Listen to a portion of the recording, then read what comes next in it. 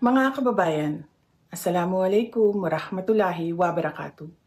Dahil sa kamakailang paglala ng tensyon at labanan sa ilang bahagi ng gitnang silangan, hinihikayat ang lahat ng Filipino na kasalukuyang naninirahan o naglalakbay sa rehiyong ito na manigurado sa pag-iingat at pagsagawa ng mga kinakailangang hakbang upang mapangalagaan ang inyong kaligtasan.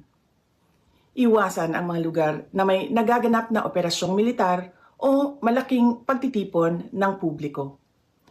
Mahigpit na subaybayan ang mga opisyal na abiso at paalala mula sa mga lokal na otoridad ng bansang inyong kinaroroonan at ng kanilang Ministry of Foreign Affairs. Maging mapagmatyag sa mga balita mula sa mapagkakatiwalaang organisasyon ng media.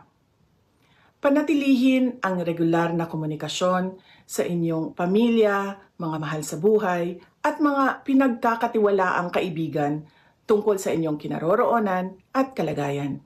Paniguraduhin na hawak ninyo ang emergency numbers ng ating Departments of Foreign Affairs at lokal na otoridad ng inyong bansa. Siguraduhin valid at hawak ang inyong mga dokumento at pasaporte. Kung lalo pang lumala ang sitwasyon sa seguridad, maging handa na baguhin ang inyong mga plano anumang oras kung kinakailangan.